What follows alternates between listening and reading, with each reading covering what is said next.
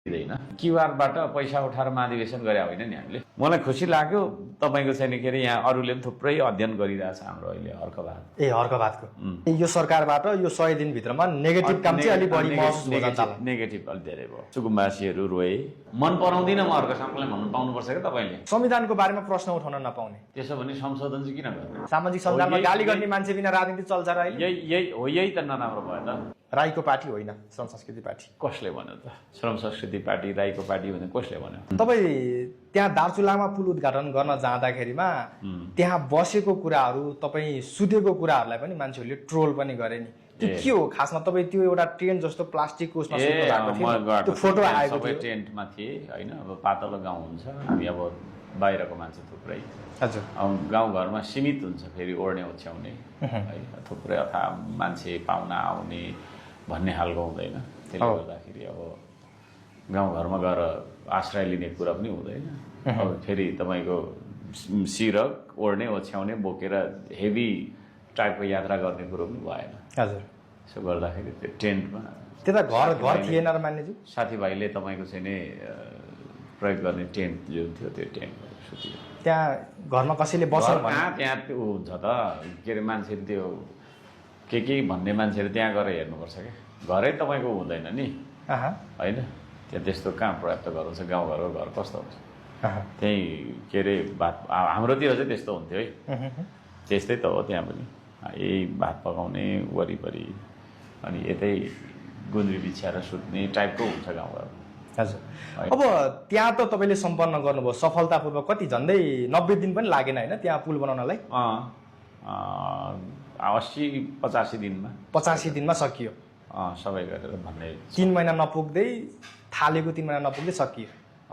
त्यो चिज छ। त्यहाँ आएको सहयोगको कुरा गर्दाखेरिमा सरकारबाट केही सहयोग भयो कि भएन त्यो दार्चुलाको? मैले त्यहाँ उ गर्ने छ एउटा सरकारबाट भन्दा पनि त्यो लट्ठा चाहिँ हेल्बिटास कि खोइ के भन्ने एउटा आई डोन्ट नो त्यो के संस्था हो होइन। त्यो आउँछ त्यो के अरे यो अब हाम्रो यो सार्वजनिक हुन्छ होइन। धरानमा सार्वजनिक गर्छौँ। साथीहरू फर्कँदैछन्, कोही बाटैमा छन्, कोही पुग्यो होला के टाढो छ। अब 7 दिन जति लाग्छ बाटोमा गाडी। पहिरो गइरहेको हुन्छ, कति बाढी आइरहेको हुन्छ, पुल हुँदैन। त्यो बाढी सुकेपछि तर्नुपर्ने बाध्यता यस्तो खालको पनि हुन्छ।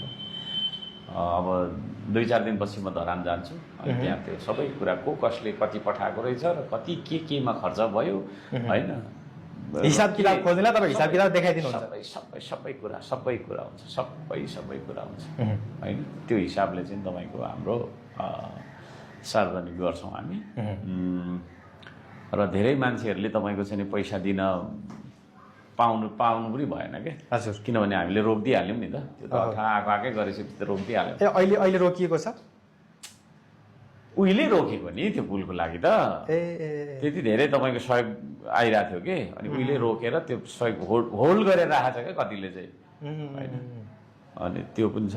त्यो गर्दाखेरि अब कति चाहिँ होइन तपाईँको चाहिँ सहयोग आएको र कति खर्च भयो र कति चाहिँ ब्यालेन्समा छ होइन, के छ अब अवस्था भन्ने कुरा चाहिँ सार्वजनिक गर्नुपर्छ। जस्तो तपाईँले यो अहिले मान्छेहरूले क्युआरको हिसाब खोज्दै गर्दाखेरिमा अस्ति तपाईँले भन्नुभएको थियो नि जसले क्युआरको हिसाब खोज्छ त्यसले चाहिँ स्क्रिनसट क्युआरमा पैसा हालेको स्क्रिनसट लिएर आउनु अनि मात्रै दिन्छु हिसाब भन्ने कुरा गर्नुभएको थियो नि। त्यो के हो खासमा? पैसा दिनेले मात्रै हिसाब खोज्न पाउने हो? यस्तो छ, हामी सबैलाई गर्छौँ तर धेरै भन्यो भने चाहिँ त्यस्तो भन्नुपर्छ। हजुर हजुर। धेरै कुरा गरिरहन्छ भने त्यसो भन्नुपर्छ भनेको होइन। सहयोग नगर्नेले हिसाब खोजिरहनु त्यति धेरै नैतिकताले पनि दिँदैन भन्छु चाहिँ। त्यसले चाहिँ सहयोग गरेको छैन अनि जे पाए त्यही भनिरहेर के गर्ने? त्यसो नभन्नुहोस्। अरू जस्तो तपाईँको चाहिँ नि क्युआरबाट पैसा उठाएर महाधिवेशन गरे होइन नि हामीले। क्युआरबाट पैसा उठाएर आफ्नो सभापति तपाईँको चाहिँ नि होइन लाई उद्धार गर्नुपर्छ भनेर हिनामिना गरे होइन नि त होइन। त्यस्तो पनि थुप्रो छ नि त्यो र हामी त्यस्तो होइन। अब कतिपयले चाहिँ जस्तो यो क्युआरबाट पैसा उठाएको स्क्रिनसट दिनेले मात्रै हिसाब खोज्न पाउने भनिसकेपछि चाहिँ अहिले श्रम संस्कृति पार्टीले जुन विरोध गरिराखेको छ नि सरकारको, भोट नहाल्नेले किन विरोध गर्ने भन्ने जस्तो कुरा छ कि? यस्तो छ क्या, त्यस्तो चिज होइन। हामी सार्वजनिक गर्छौँ, सबै थोक सार्वजनिक हुन्छ तर दिनरात भनिराख्नु हुँदैन क्या। के भनिराखेको त्यो सहयोग गरेको छ कसैले? त्यसो भन्नेले सहयोग गर्नेले त तपाईँको चाहिँ नि सहयोग माथि सहयोग गरिरहेछ।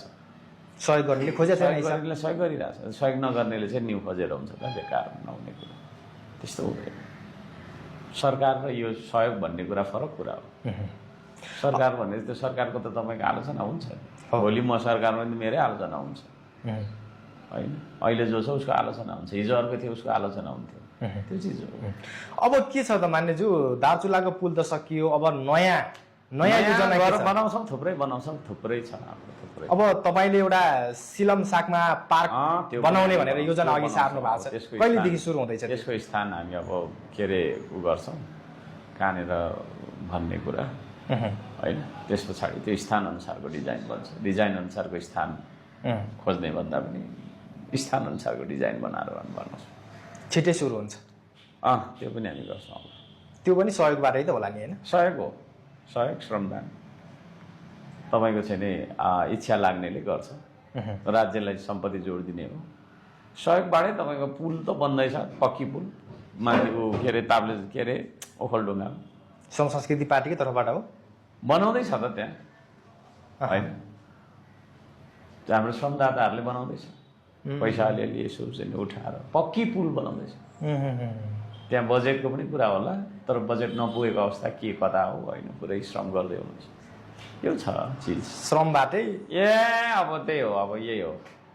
अरूले पनि हामीले हिँडेको बाटोमा हिँड्दै गरेको देखेको थिएँ, राम्रो हो। अब जस्तो यो श्रम गर्दै गर्दा विरोधीहरू पनि हुन्छन्, विरोध गर्नेहरू पनि छन्। हुन्छ, अब 3 करोड नेपालीले गर्नुपर्छ श्रम त। तपाईँले भन्नुभएको छ श्रमदानमा जुन यो श्रम संस्कृति पार्टीमा जो जोडिन्छन् उनीहरू अनिवार्य श्रम गर्नु भन्नुभएको छ। गर्नै पर्छ। यहाँ आएर भाषण गर्ने, सुकिलो मुकिलो गर्ने, बैठक बस्ने, हुन त त्योहरू पनि गर्छौँ हामी, विधि हो, तर त्यो होइन मेन कुरा। मेन कुरा भनेको त श्रम र श्रमदानै हो। श्रमदान चाहिँ अनिवार्य गर्नै पर्छ। पार्टी सदस्यता जसले लिए उनले श्रमदान गर्नै पर्छ। श्रमदान गरेन भने उसको सदस्यता खारेज हुन्छ। त्यो नियम पनि बनाउँदै हुनुहुन्छ तपाईँले पार्टीमा? नियम बनाउँदै हुनु छैन, त्यही नियम हो नि हाम्रो त, नियमै त्यही हो। श्रमदाता हो नि त हाम्रो त, श्रमदाताको सङ्गठन हो नि त। श्रम नै नगरी के को श्रमदाता हुन्छ? पार्टी सदस्यता लिएर सबैले श्रम गरिरहेछन् त? गर्नै पर्छ, गरिराख्नु भएको छ। कतिले नियमित गर्नु भएको छ, कतिले नभ्याएको अवस्था होला होइन। वान्स अ विक गइरहेको छ, वान्स अ मन्थ गइरहेको होला, कोही निरन्तर गर्नै पर्छ, गर्नै पर्छ। अब तपाईँले भन्नुभएको थियो धारण गर्नै पर्छ।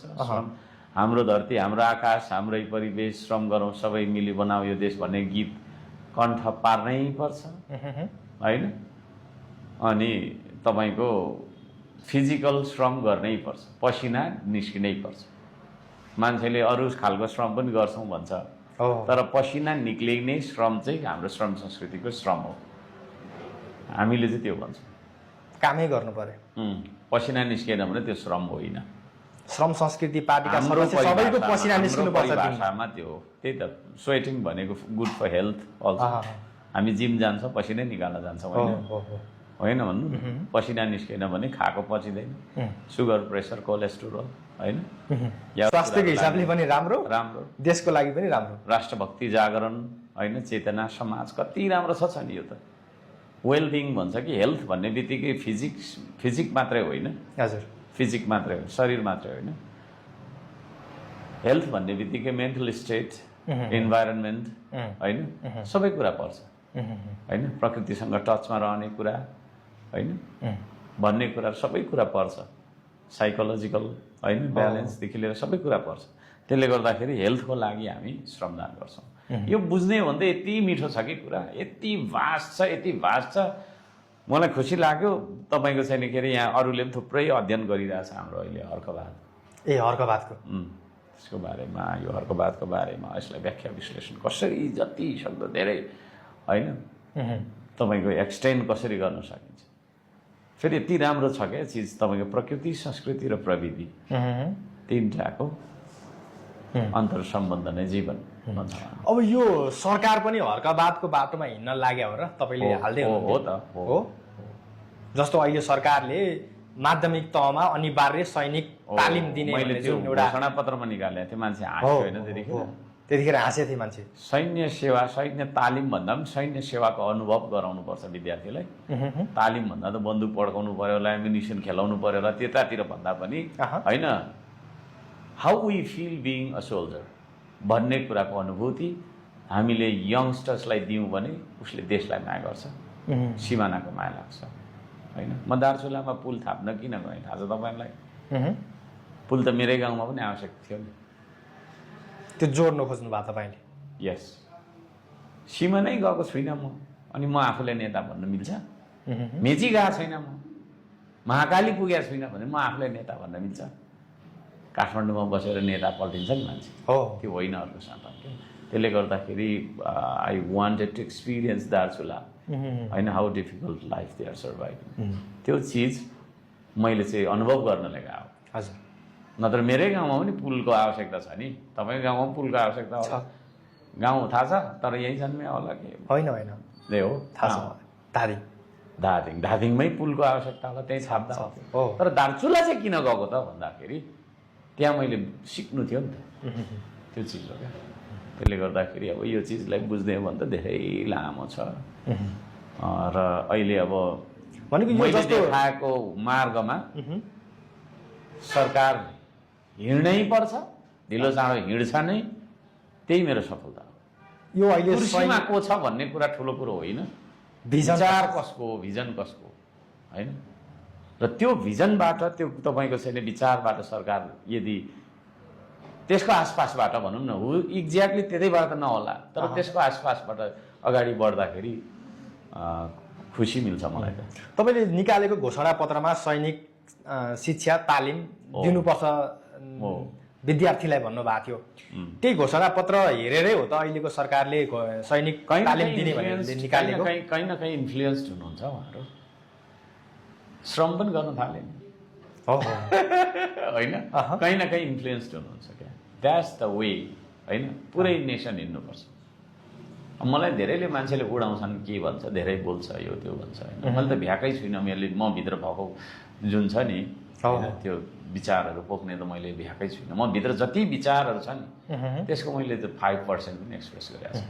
अब के समन्वय हुन खोजेको हो? हर्क साम्पाङ र बालेन शाहको समन्वय हुन खोजेको? समन्वय त्यस्तो पार्टीगत हिसाबबाट समन्वय हुनुपर्छ भन्ने भन्दा विचारको हिसाबले चाहिँ हामी अपोजिसनमा छौँ, अपोजिसनमा रहन्छौँ। अपोजिसनमा बसेर प्रधानमन्त्री लगायत मन्त्रीहरूले दिने अभिव्यक्तिहरूलाई हामी तपाईँको वाच गरिरहन्छौँ, त्यसलाई करेक्सन गर्नलाई सल्लाह सुझावहरू दिन्छौँ होइन। विरोध हाम्रो तर्फबाट जारी रहन्छ, असहमति जारी रहन्छ नराम्रो कामहरू हुँदाखेरि।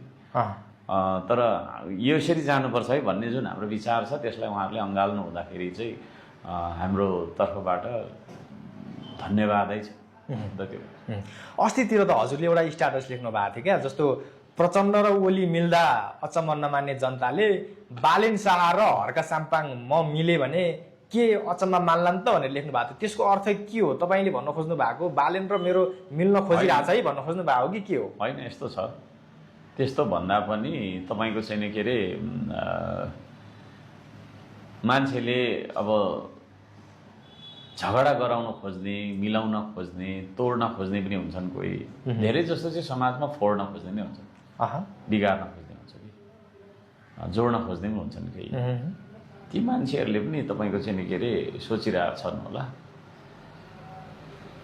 राजनीति भनेको निष्ठामा गर्ने चिज जस्तो लाग्छ मलाई चाहिँ होइन। तर स्वार्थको लागि गर्छन् मान्छेले, आफ्नो स्वार्थ पूर्ति गर्नका लागि र आफ्नो स्वार्थ बचाउनका लागि राजनीति गर्ने मान्छेहरू चाहिँ मिल्छन् कि क्षणभरमा हो, स्वार्थको लागि। स्वार्थ बाजिँदाखेरि फेरि क्षणभरमा फुट्छन् पनि होइन। एकै दिनमा पार्टी फुट्यो अरे भन्ने हुन्छ, अनि फेरि एकैछिनमा पार्टी मिल्यो अरे भन्ने पनि हुन्छ। त्यो हिसाबबाट मान्छेले चाहिँ नि हेरिरहेको हुन्छ। अनि त्यतिखेर मैले चाहिँ भनेको त्यो प्रश्न गरेको क्या होइन। अब हामी